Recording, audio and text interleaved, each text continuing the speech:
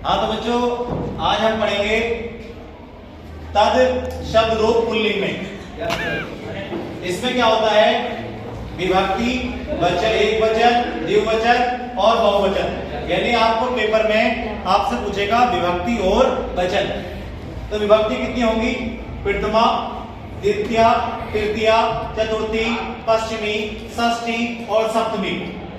वचन होंगे क्योंकि हिंदी में आपने पढ़े होंगे दो वचन, एक वचन और बहुवचन, लेकिन संस्कृत में कितने होते हैं, एक वचन, द्विवचन और बहुवचन। अब इसमें वैसे तो इसके नियम और तमाम चीजें होती हैं, लेकिन हमें अपने पेपर में अंक लाने के लिए कैसे पढ़ा जाए, कैसे अपना नंबर लाया जाए, तो हम पढ़ेंगे सा, तम, तेन, तस्मे, तस्मात्, तस्से, तस्मिन्। अब हमें उंगली पर इस तरह से कर लेना है, सा, तम, तेन, तस्मे, तस्मात्, तस्से, तस्मिन्। कैसे, सा, तम, तेन, तस्मे, तस्मात्, तस्से, तस्मिन्। इस तरह से जब आप 16 बार पूरा पढ़ लेंगे, सा, तम, तेन, तस्मे, तस्मात्, तस्से, तस्मिन्, तो आपको पता चल जाएगा कि कौन सा किस स्थान पर आ रहा है। जैसे सा प्रथमा विभक्ति एक वचन है, जो सा है प्रथमा विभक्ति एक वचन, तम द्वितीय विभक्ति एक वचन, तेन तृतीय विभक्ति एक वचन, तस्मे चतुर्थी विभक्ति एक वचन, तस्मात् पश्चिमी विभक्ति एक वचन, तस्से षष्ठी विभक्ति एक वचन, तस्मिन् सप्तमी विभक्ति एक वचन। देखो इस जैसा कोई भी नहीं है, इस जैसा पूरी टेबल में कोई भी नहीं है। तस्मिन् जो आएगा सप्तमी विभक्ति एक वचन में ही आएगा। और ये जो आते हैं बीच वाले द्विवचन एग्जाम में बहुत कम देखे गए हैं, लेकिन फिर भी इसको छोड़ना नहीं है। ये ऊपर दोनों प्रथमा विभक्ति और द्वितीय विभक्ति सेम होती है, तौ, तौ, ताभ्याम, ताभ्याम, ताभ्याम, तयो, तयो। अब पेपर में ये दोनों आ गए तो आपके विकल्प में या तो षष्ठी विभक्ति द्विवचन मिलेगा या सप्तमी विभक्ति द्विवचन मिलेगा। इसमें बच्चे कंफ्यूज रहते हैं, कोई कंफ्यूजन होने की जरूरत नहीं है। या फिर मिलेगा ए और बी दोनों। कंपटीशन के एग्जाम में ए और बी दोनों मिलता है। और यूपी बोर्ड में अगर तय आ गया तो या तो ऑप्शन में होगा षष्ठी विभक्ति द्विवचन या फिर होगा सप्तमी विभक्ति द्विवचन। ऐसी दूसरे में जब हम युष्मद में पढ़ेंगे तो वहां होगा युभियो, युभियो। हम पढ़ रहे हैं तद के, तो तद में तयो, तयो।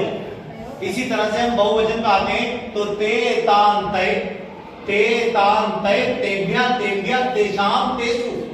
देखिए जो लास्ट ये षष्ठी विभक्ति बहुवचन होती है, यहाँ हलंत वाला मां होता है। कोई भी शब्द रूप देख लो आप, किसी का भी, यहाँ पर हलंत वाला मां मिलेगा और यहाँ पर सु मिलेगा, चाहे वो छोटा सा हो चाहे वो षटकोण वाला सा हो, तेषु ही होगा यहाँ पर। यदि सु जरूर होगा यहाँ कुछ भी उधर पहला अक्षर, ठीक है। जब हम युष्मद में पढ़ेंगे तो वहां भी सु मिलेगा। कोई भी शब्द रूप आप पढ़ोगे तो यहाँ पर सु की आवाज आएगी, पहला अक्षर चाहे कुछ भी हो। जैसे इंटर में सरित्सु, जगत्सु, नदीसु, नामसु।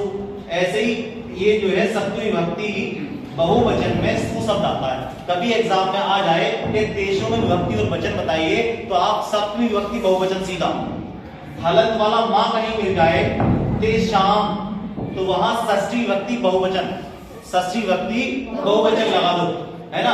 ये दोनों आएंगे तो फिर इसी की तरह होगा, या तो चतुर्थी विभक्ति ऑप्शन, चतुर्थी विभक्ति बहुवचन होगा या फिर पश्चिमी विभक्ति बहुवचन होगा। बात आई समझ में। जैसे ये दोनों सेम है तो ऑप्शन अगर पूछेगा तेभ्या विभक्ति और वचन बताइए, आपके मॉडल पेपर मैंने ग्रुप में डाले, वहां तेभ्या आया हुआ है तो वहां चतुर्थी विभक्ति बहुवचन होगा या फिर पश्चिमी विभक्ति बहुवचन होगा।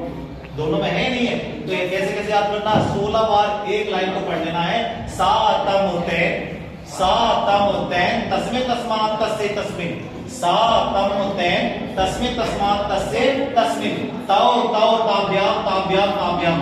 कभी कभार बच्चों 2, 4, 5 साल में एक बार ये भी आता है। इसकी कंडीशन भी यही है, या तो द्वितीय विभक्ति द्विवचन होगा या चतुर्थी विभक्ति द्विवचन होगा या पश्चिमी विभक्ति द्विवचन होगा, क्योंकि ये सेम है। ये भी एक दो बार कभी कभार देखने को मिले हैं, तो या तो प्रथमा विभक्ति एक वचन होगा या द्वितीय विभक्ति एक वचन होगा। तो आपको कंफ्यूज होने की जरूरत नहीं है। आप जब देखेंगे कि दो बार आता है तो प्रथमा विभक्ति द्विवचन भी है और क्या है, द्वितीय विभक्ति द्विवचन भी है। फिर हमें ते, तान, तय, ते, तान, तय, तेभ्या, तेभ्या, तेषाम, तेषु। इस तरीके से आपकी पूरी टेबल तैयार हो जाएगी। कल आप जो पढ़ेंगे वो युष्मत वाले पढ़ेंगे, क्योंकि सिलेबस में दो ही हैं, तद और युष्मत। ठीक है, आज की क्लास के लिए इतनी बात।